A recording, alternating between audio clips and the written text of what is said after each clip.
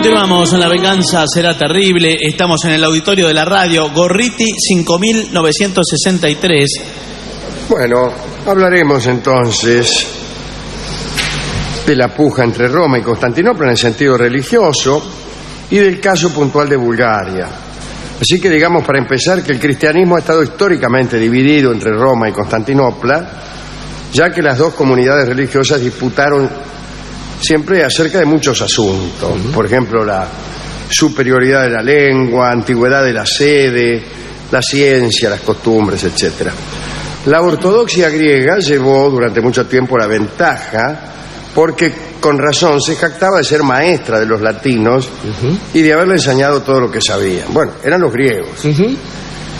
Los evangelios se escribieron en griego y no hay en ellos ni un dogma, ni un rito, ni un misterio, ni un uso que no tenga origen griego.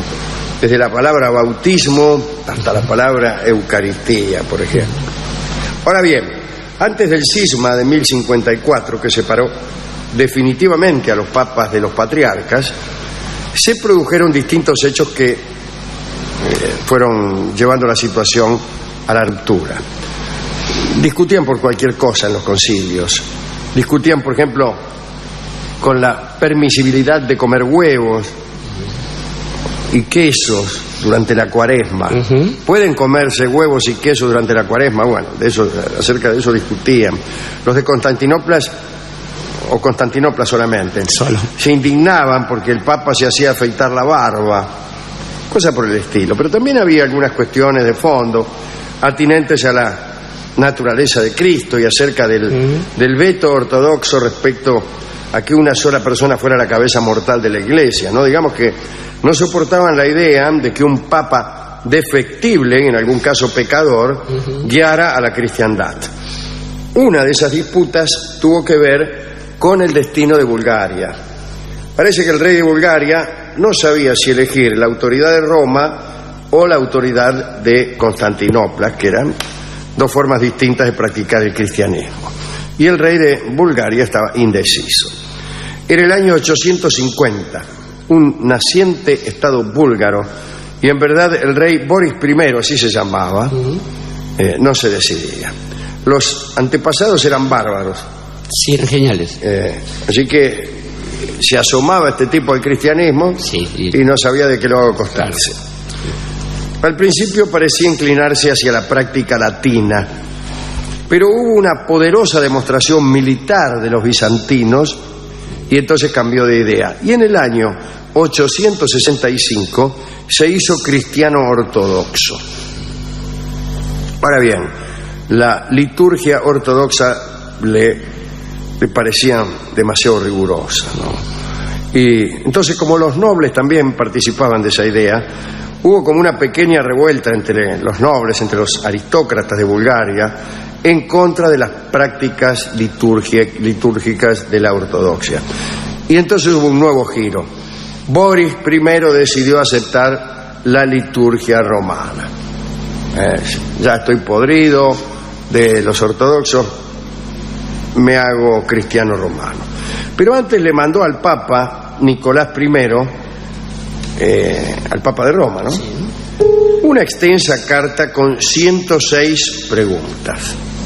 Allí, curiosamente, Boris no se refirió a cuestiones teológicas, porque lo que le preocupaba era la conducta y no la creencia. Quería saber si en Roma se podía ser un poco más feliz que con la ortodoxia, y le preguntaba cosas acerca del rigor de los ritos. El Papa Nicolás I se sintió primero muy complacido y despachó a Bulgaria 2 obispos, respondió a todas las preguntas. Bueno, tenía la intención de ganarse el favor de aquellos territorios.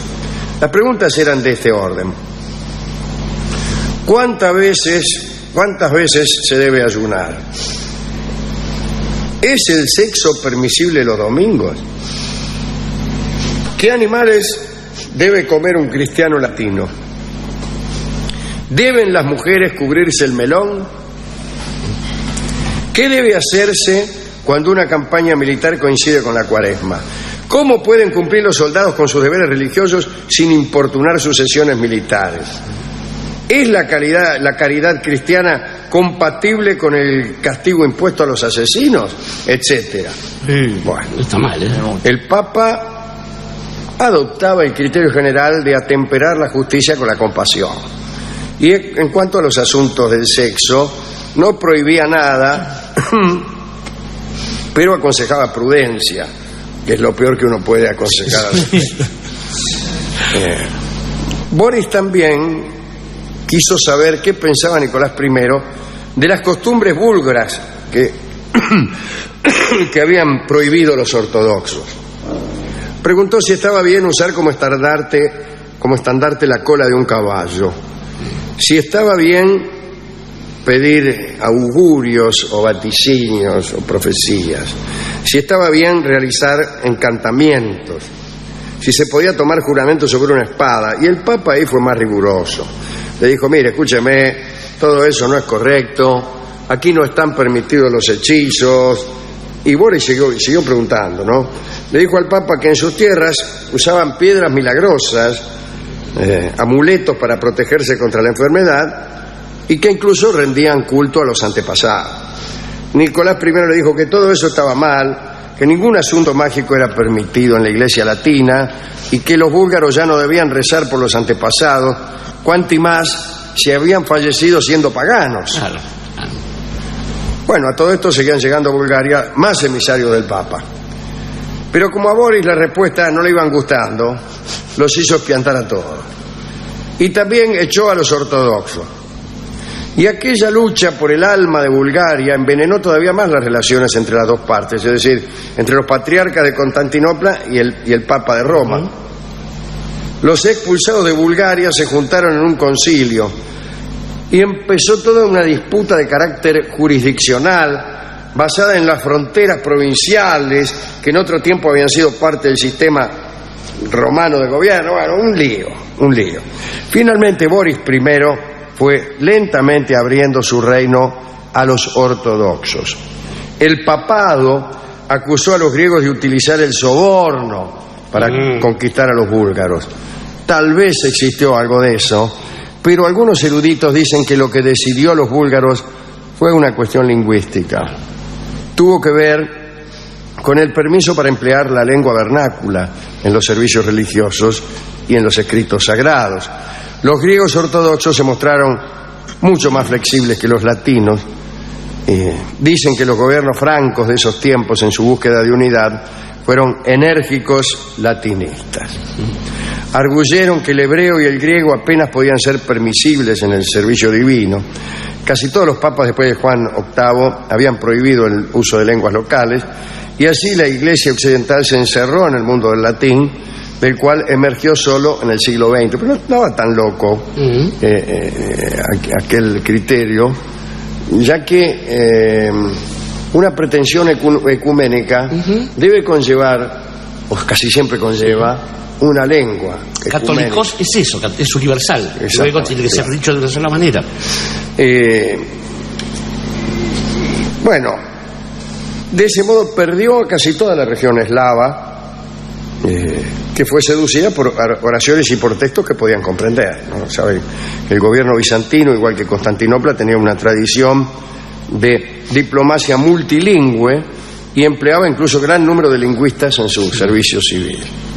En la década del 860, Miguel III eligió para una misión ante los eslavos, papa, ¿no?, a dos hermanos, Metodio en el zar de Rusia, Metodio y Constantino, que después se llamó Cirilo, se convirtió en monje y se llamó Cirilo.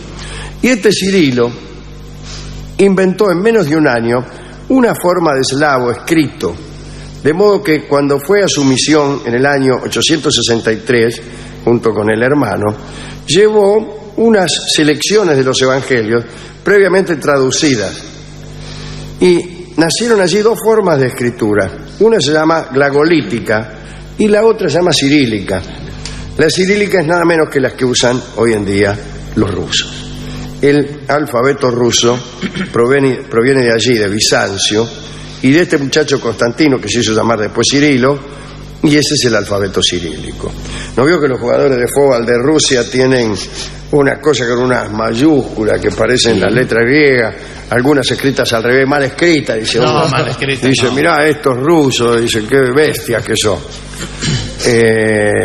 Son griegas, son una invención, una adaptación del alfabeto griego que hizo este muchacho Cirilo.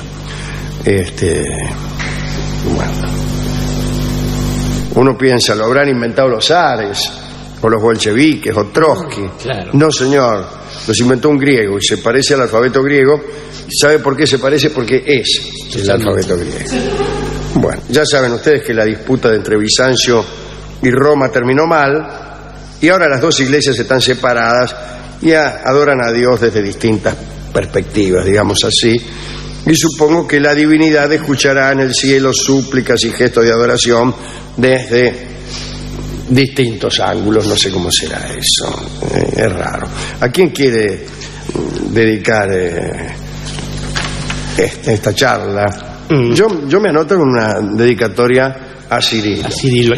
No está mal, pero estaba pensando, Alejandro, que además de esta idea de catholicos como universal, son problemas que tiene la fe y en los evangelios, ¿no?, de la buena nueva. Digamos que la historia de los concilios empieza con cuestiones que solo a lo largo del tiempo se han vuelto más o menos trascendentes. Alguna vez recordamos, por ejemplo, ese primer concilio donde el mismísimo Saulo, que ya se hacía llamar Pablo, es convocado a un concilio en Asia, por supuesto, y va y les dice, bueno, ustedes saben acerca de estas cosas, ¿desde dónde las saben? ¿Por qué las saben? Y es una buena pregunta saber por qué la gente que se reúne en un concilio, por qué sabe algo más que otra gente que está en el mismo concilio. Porque las cosas se decidían votando, así de sencillo. Entonces, Saulo, o sea Pablo, que era bastante más vivo que todo el resto, la primera discusión que tiene es, ¿hay que circuncidar a los creyentes? Y entonces dice, sí, por supuesto, la fe indica, bueno, entonces vamos a tener muchos menos creyentes si estamos en eso. Entonces yo creo que al Cristo le hubiera interesado no circuncidar a nadie, si este es el caso. Votaron y ganó Pablo. Y ahí aparece la preeminencia de ese pequeño obispado que estaba en una de las colinas, esa ciudad con 7 colinas, donde el tipo, el Basileus, en realidad el patriarca, el obispo de esa pequeña ciudad, llegaba tarde a los concilios, porque había descubierto que cuando estaba jugada la votación, su voto valía mucho más. Ese es el obispo de Roma. Empezó a llegar tarde y después se acostumbraba incluso a decidir desde esa ciudad. Así se fue forjando la grandeza de Roma, que no era un lugar para tener concentrada la fe, como si podía ser Damasco, por ejemplo, o cualquier otra ciudad de Oriente. Después estaba pensando que este asunto de las dificultades en conciliar el dogma pasaba por muchos detalles. Por ejemplo, si uno mira persignarse a algún ortodoxo, verá que se hace la señal de la cruz, pero como en los volantes de los autos británicos, empieza del otro lado. Para el otro lado, sí, señor. Y que cuando dicen que sí, mueven la cabeza. Se van a ir al infierno. Se van al infierno en cualquier momento, señor.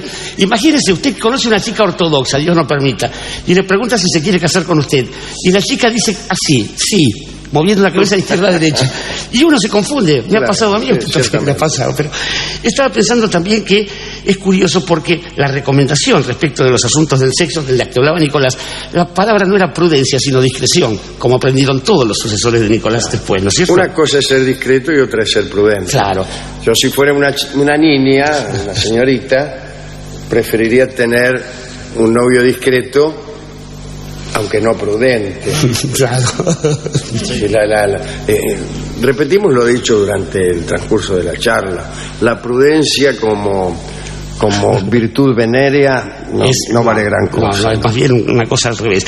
Estaba pensando también la tragedia de algunos búlgaros, porque de cómo los ortodoxos son los heterodoxos. En realidad ahí se confunde todo, son herejes de algún modo. Claro, sí.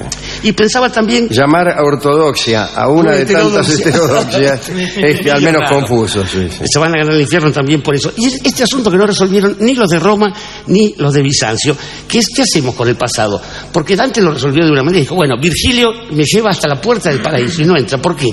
Porque nació antes que el Cristo. ¿Es justo esto? Diríamos que no es justo. Alguna vez se va a terminar de resolver, y uno de los que primero lo intentó fue Juan XXIII. Aquello que Lutero descubrió 5 siglos antes, a Juan XXIII se le ocurrió en 1962, que uno podía decir la misa en su propia lengua. Claro. Y de espaldas al público, no, de frente al público y cosas por el estilo. Esa es la prudencia. Esa es la prudencia. Que consiste en llegar 500 años tarde a todas partes. Pablo VI fue el discreto, en cambio.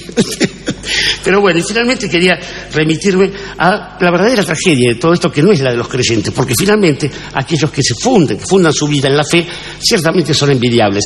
Tragedia parece ser más bien la del poeta búlgaro. Alguna vez hemos hablado largamente alguna noche de esto, que es aquel que escribe un poema con la pretensión de nombrar algo para siempre y por primera vez, y sabe que difícilmente va a haber alguien que lo pueda traducir, y que aquel que lo haga lo va a hacer justamente desde la fe, de modo tal que cuando se le pregunte el verdadero sentido de eso, dirá, tiene que ver con Dios, tiene que ver con otro, pero que una vez llegado al lugar donde se produzca finalmente ese juicio final que le agarra a todos los búlgaros, él dirá, bueno, en realidad he sido falso en esto porque yo tampoco sé búlgaro y me da pena confesarlo. Me da pena confesarlo, es un título pensado en relación al sacramento de la confesión, pero de todos modos vamos a escucharlo en la versión de Juanjo Domínguez.